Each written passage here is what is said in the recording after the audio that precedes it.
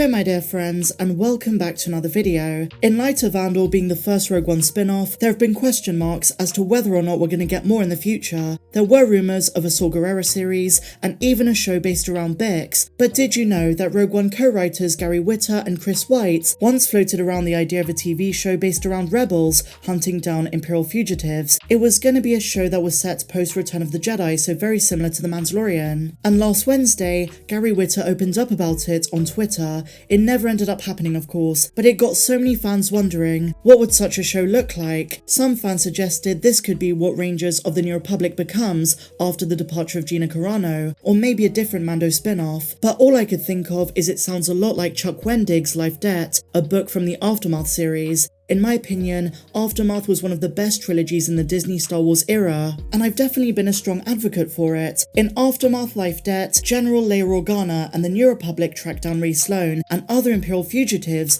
who went into hiding after Palpatine's death. But the New Republic desperately want Han Solo and Chewie to help them, but they don't know where they've gone. It turns out, the pair went back to Kashyyyk to liberate the Wookiees from the tyranny of the Empire. Now, as an Aftermath fan, a live-action adaptation of this story would be epic, and I'm hoping that Jon Favreau and Dave Filoni incorporate some elements of it into an upcoming Mandoverse show. You've got to remember that Cobb Vanth first debuted in the Aftermath series before live action in Mando, so this series is definitely on their radar. Moff Gideon actor Giancarlo Esposito did tease that season 3 is going to explore other Imperial warlords, so maybe we could see others like Rey Sloane, or other warlords with different intentions and motives. I thought these comments from Gary Whitta were very intriguing to say the least, and who knows, maybe the Gilroyverse, as I like to call it, will eventually have a post-Return of the Jedi series, one that connects to The Mandalorian, where some of the characters from Andor survive well into the New Republic era, many years down the line. Obviously not Andor himself or Melshi, but maybe the likes of Bix or Brasso.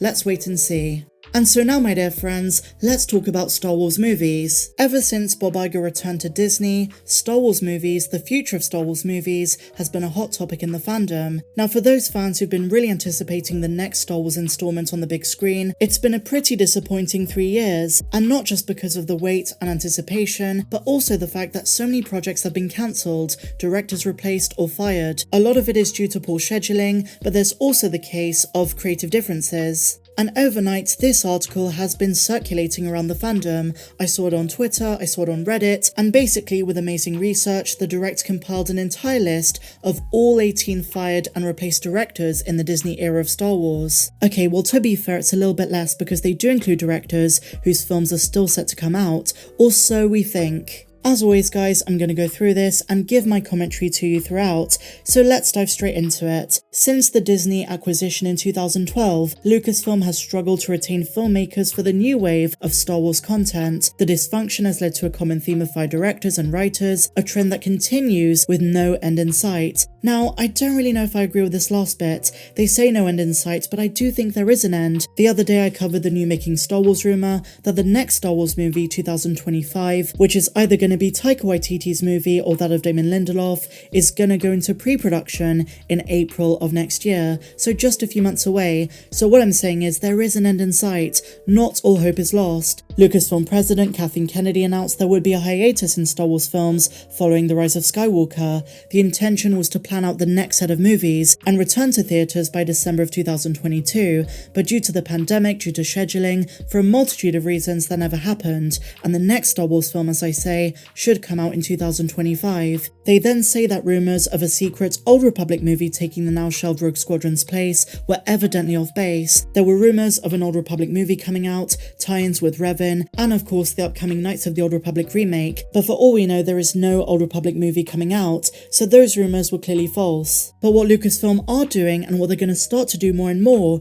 is focus on the High Republic. So don't be too surprised if the next Star Wars film is High Republic based, or if that's going to be the next big push, the next initiative on the big screen. The other week, Kathleen Kennedy explicitly stated she does want to do more in live action with the High Republic, and I think the goal right from the start of the initiative was for it to end up on the big screen. This This might not be popular as an opinion, but the High Republic is Lucasfilm under Disney's solution. It's their answer to the Old Republic. It's their own new invention, and they're trying to get it as popular as the Old Republic was. The High Republic is of course much more recent than the old, but it doesn't mean that Lucasfilm aren't going to focus on it and double down on it. It started with books and comics, and of course in a few years' time we're getting the Star Wars Eclipse video game. That's not going to be released until 2026 at the earliest, but before then, in 2024, we have season 1 of Leslie Headland's The Acolyte, and that's going to be huge. That's going to be the first live-action High Republic show, and that could lead to the movie in 2025, if it is of course High Republic based. There were of course some reports, some wild rumours of a Yoda-based show,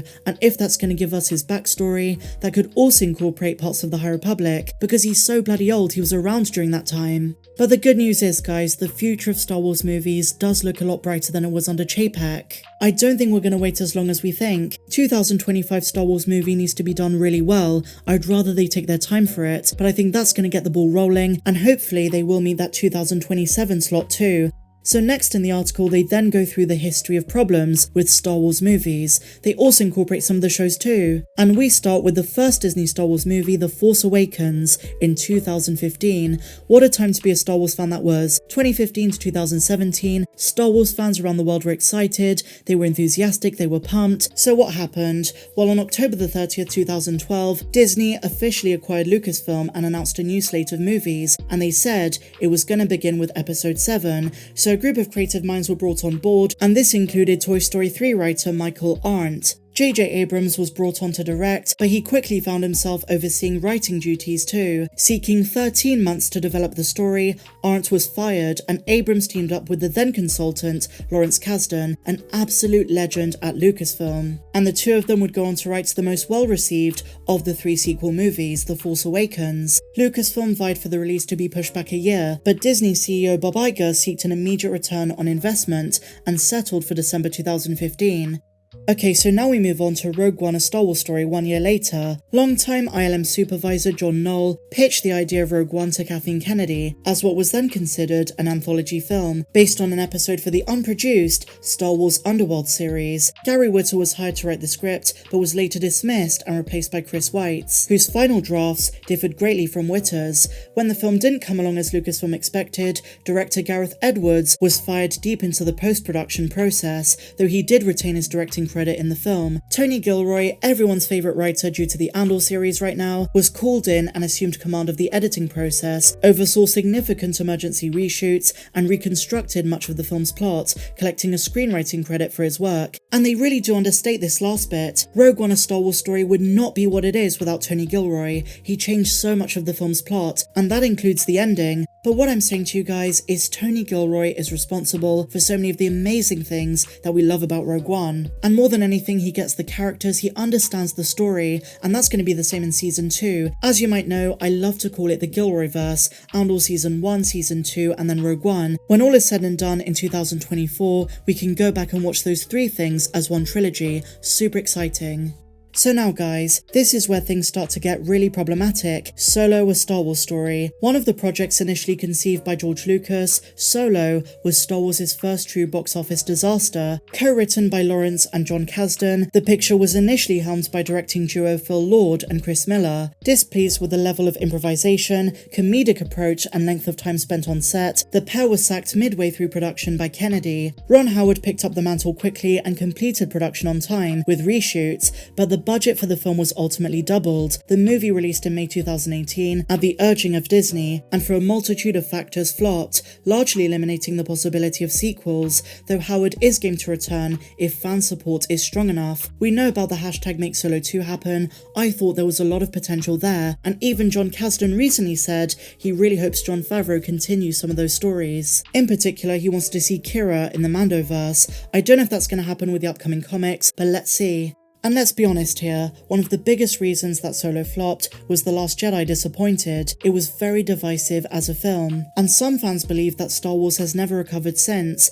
But let's move on to The Rise of Skywalker, because this is the one I have the most gripes about, the one that annoyed me the most. So this is the story of Colin Trevorrow and Derek Connolly. To conclude the Skywalker saga, director Colin Trevorrow was tapped to oversee Episode 9 in 2015, writing the script with frequent collaborator Derek Connolly. Jack Thorne was hired for revision decisions 2 years later, but the story remained unsatisfactory to Kennedy and Lucasfilm. In September 2017, Trevorrow and his writing team were fired for the project titled Duel of the Fates. With little time to spare and a bumped release to December 2019, they got JJ back. He was hired to write and direct the final installment. Alongside Argo screenwriter Chris Terrio, the director delivered The Rise of Skywalker in just 18 months. And I hate to say this, guys, I don't like to be negative, but the film felt so rushed. It spent so much of its time trying to retcon The Last Jedi, and to be honest, I'm not happy with it as the final installment of the saga. If you love the film, I'm so happy for you, but that is just my personal opinion on episode 9. All civil opinions are valid, share yours in the comments down below. Now, a couple of years ago, the script for Duel of the Fates was leaked, and one very talented fan turned it into a comic book. I personally prefer it as a script.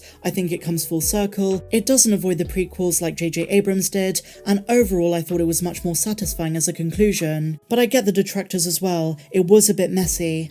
So now we come on to Boba and Kenobi. Book of Boba was meant to be a film, and Obi-Wan Kenobi a trilogy of movies, but that never ended up being the case. So in 2014, Simon Kinberg was hired to write an anthology film centered on Boba Fett. Josh Trank was later brought in to direct, with a release target of 2018. When Lucasfilm caught wind of Trank's disastrous Fantastic Four, his appearance and reveal of the film at Star Wars Celebration in 2015 was cancelled, and he was subsequently shown the door. Then it was James Mangold who was going to helm it. But due to how poorly Solo a Star Wars story performed, they pulled the plug, and it eventually became a series by Robert Rodriguez. I'm gonna now skip ahead to the movie side of things. Rian Johnson's trilogy is the first one that never came to fruition. He's still adamant it's gonna happen, but a lot of us are rightly skeptical. Then there was the Benioff and Weiss Untitled film series, J.D. Dillard's Untitled film, Rogue Squadron, which we spoke about earlier, Taika Waititi's upcoming Star Wars movie, that's not been cancelled yet. They then mentioned the Lando show, which we have no word on,